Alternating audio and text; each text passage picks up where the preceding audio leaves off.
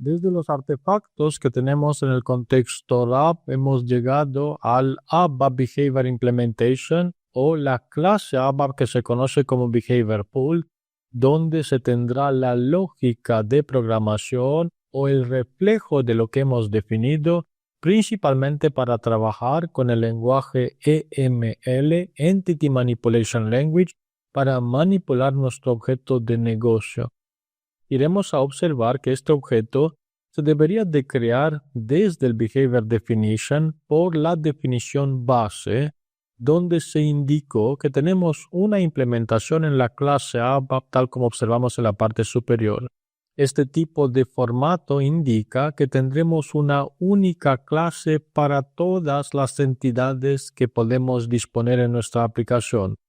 Es decir, por un caso donde se tendrían 2 o 3 niveles en la relación de la entidad raíz, como podría ser esta entidad raíz que se podría relacionar por composición con otras entidades, es posible igual seguir con una única clase que tendría el reflejo de todos los métodos que hemos definido por cada entidad.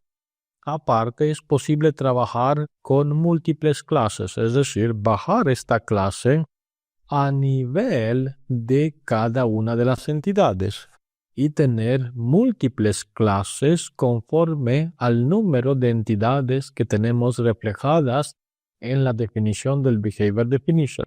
En este caso, por usar una única entidad, no tiene ningún efecto si lo iremos a indicar de manera general en la parte superior o de manera individual por cada una de estas entidades que hemos definido. Lo importante es crear la clase después de haber terminado la definición del comportamiento, ya que existe la posibilidad de utilizar el wizard después de la activación. El Behavior Definition tiene que estar en el estado activado y a través del wizard o de la propuesta que tenemos en el mensaje de advertencia, incorporamos este wizard que va a crear la clase del comportamiento. Con el nombre definido, este nombre se podría haber cambiado antes de proceder con el wizard. Observamos que la propuesta del prefijo ya no es ZCL o ZClass, sino que ZBP, Behavior Pool, donde se van a declarar los métodos que tenemos definidos en este documento. Con Next procedemos con la asignación de la orden de transporte y con Finish nos encontramos con el editor abierto en la clase ABAP que acabamos de crear. Tenemos que prestar atención a la pestaña de la clase global. Estamos en el Local Types. Sobre este Local Type volveremos en la siguiente lección. Ahora nos interesa ir al Global Class para entender lo siguiente, que tenemos una clase especial, es una clase cuya definición es pública, es decir, es una clase global. Además, es una clase abstracta, es una clase final. Con esto queremos decir que no es posible heredar de esta clase. Y lo nuevo viene con ForBehaviorOf. Es una clase que va a tener la definición del comportamiento del objeto que marcamos en este fichero. Se puede activar la clase en este momento y tendremos la representación de los métodos conforme a esta definición en el apartado de Local Type.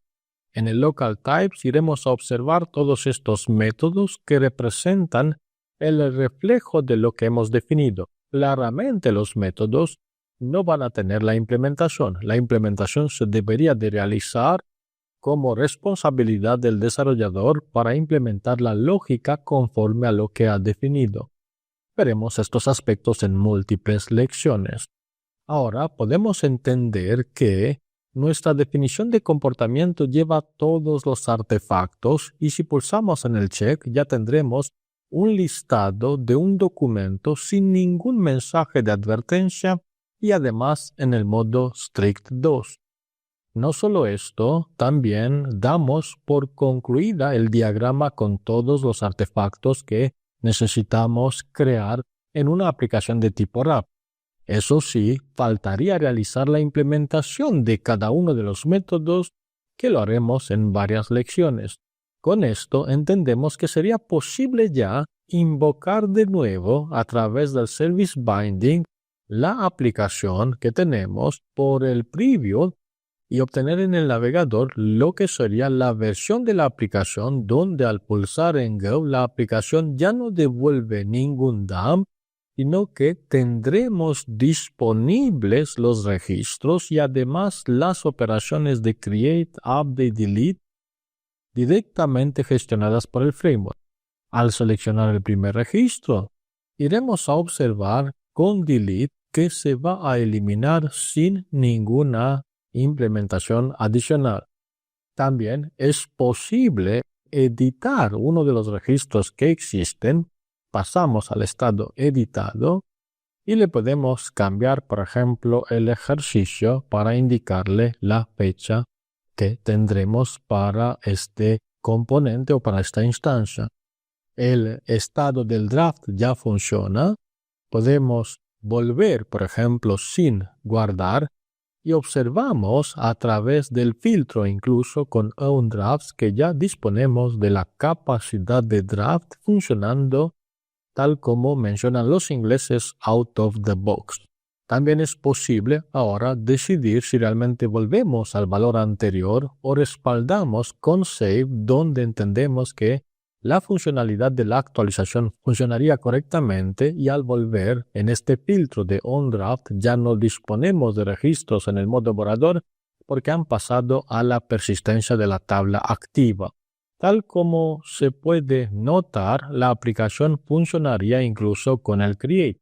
Ahora bien, en el proceso de creación nosotros proponemos algunos campos que se van a determinar. Esta lógica de la determinación de los campos aún no estaría implementada.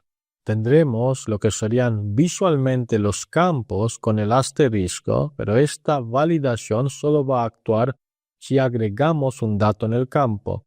Si dejamos los campos vacíos, como no tenemos la implementación de aquellas validaciones, y con validaciones me refiero a lo que se ha definido en este aspecto de Validate Customer, Validate Agency y Validate Date Range, esta validación no va a actuar y me permite crear un registro. Ahora la pregunta es, ¿este registro se ha creado conforme a lo que el SQL espera? Sí.